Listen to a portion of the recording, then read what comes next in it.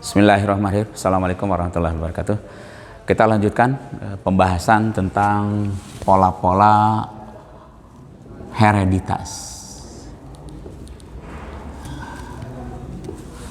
Pada pertemuan kemarin kita bahas tentang hukum Mendel 1 dan hukum Mendel 2. Dari hasil persilangan yang kemarin kita bahas, monohibrid maupun dihibrid,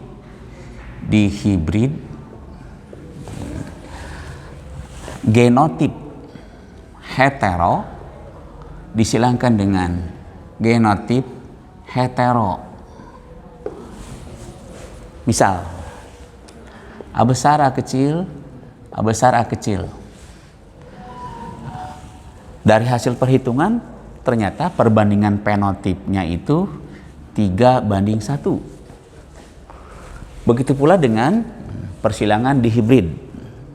Berdasarkan penelitian yang dilakukan oleh Mendel, genotip heterozigot disilangkan dengan genotip heterozigot. Misal A besar A kecil, B besar B kecil, A besar A kecil, B besar B kecil, disilangkan, nanti hasilnya mendapatkan perbandingan fenotip 9:3:1. Di lapangan ternyata ini tidak sepenuhnya mendapatkan hasil seperti ini. Ternyata muncullah ada istilah penyimpangan semu hukum Mendel. Perbandingan fenotipnya itu bisa 1:2:1 atau nanti 12:3:1 dan selanjutnya, jauh dari apa yang dibicarakan di sini. Nah, pertanyaannya, kenapa bisa terjadi penyimpangan? Ternyata ada beberapa hal yang akan kita kaji sekarang. Yang pertama itu karena adanya interaksi alel. Ya. Alela.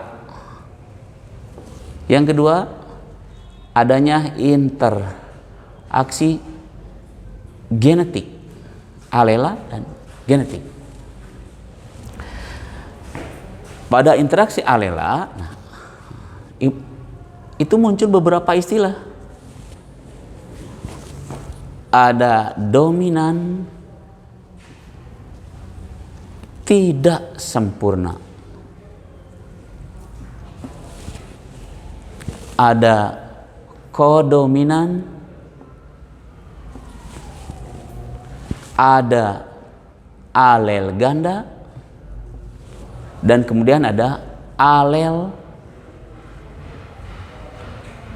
letal.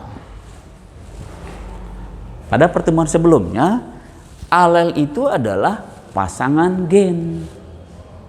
Ingat, alel itu adalah pasangan gen. Jadi kalau misalnya A besar, itu akan berpasangan dengan A kecil. Kalau homozigot tentunya dengan simbol yang sama misalnya. Maka muncul A besar A besar, A besar A kecil. Nah, dalam kehidupan itu ternyata muncullah seperti ini. Apa itu dominan tidak sempurna? Berarti gen-gen yang saling berinteraksi itu sama-sama kuat. Jadi kalau misalnya nih A itu dominan, A kecil resesif misalnya. Biasanya kalau A besar A kecil, maka ini pasti ini muncul sifat dominan. Jadi kalau misalnya A berwarna merah dan A kecil berwarna putih, ini pasti muncul warna merah. Tapi kalau dominan tidak sempurna, misalnya A warna merah, dan A kecil itu warna putih. Maka pada saat berinteraksi muncul A besar A kecil, itu bukan merah, tapi merah muda. Itulah dominan tidak sempurna. Bagaimana dengan kodominan? Ya, bagaimana dengan kodominan? Jadi kalau kodominan munculnya produk baru atau sifat baru dari suatu individu yang sifat tersebut tidak dipengaruhi oleh gen-gen pasangan yang satu maupun yang lainnya. Nah, contoh sederhananya begini, misal C besar itu membawa warna merah dan C kecil itu warna putih.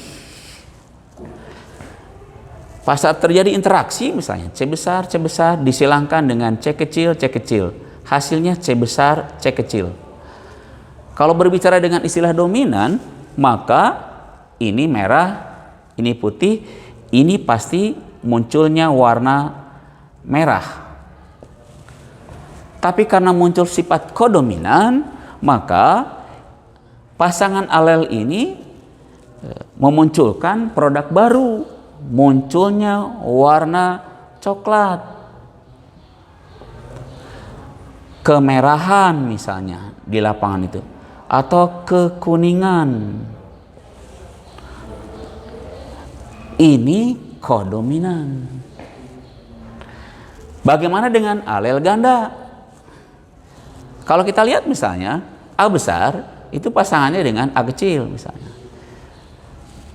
Ternyata di dalam beberapa individu muncul ada istilah alel ganda. Jadi gen A ini mempunyai pasangannya lebih dari 2. Kita ambil contoh misalnya pada golongan darah. Misal golongan darah A itu genotipnya IA IO atau IA IB. Maaf, IA IA. Golongan darah B genotipnya IB IO atau IB IB.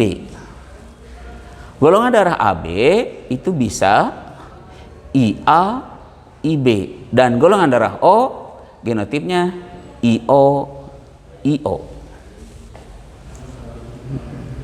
Maka muncul ada istilah alelnya IA IB IO. Pada kelinci itu lain lagi. Pada warna rambut atau warna bulu kita kenal. Ada C besar, ada C kecil, kemudian ada C kecil CH, C kecil H. Biasanya C pasangannya C kecil, tapi ternyata muncul ada gen C kecil, ada gen CH, terus ada gen CH di atasnya.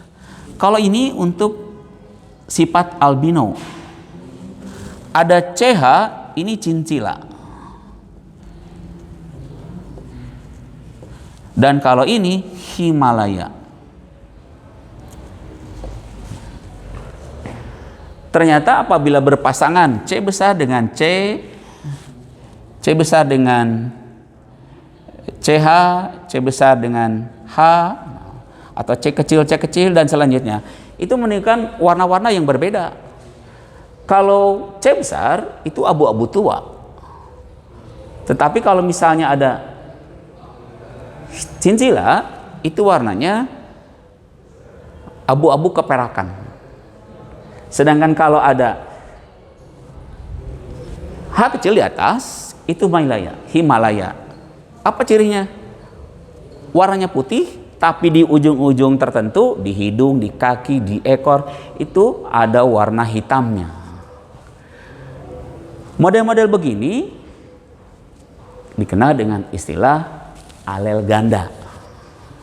Nah, selanjutnya satu lagi, apa yang disebut dengan alel letal. Jadi kalau ada istilah letal itu berarti yang menimbulkan kematian apabila ada suatu individu memiliki gen tersebut. Apakah dalam kondisi dominan atau dalam kondisi resesif misalnya. Ini terkait dengan interaksi alel. Yang berikutnya adalah terkait dengan interaksi genetik. Nah, itu selintas paparan tentang bagaimana bisa terjadi penyimpangan semu hukum Mendel. Itu mungkin yang dibahas dulu, disampaikan sedikit paparannya tentang bagaimana bisa terjadi penyimpangan semu hukum Mendel. Nah, selanjutnya kita akan coba ke pembahasan yang lebih mendetailnya dengan dikaitkan dengan contoh soalnya. Ya.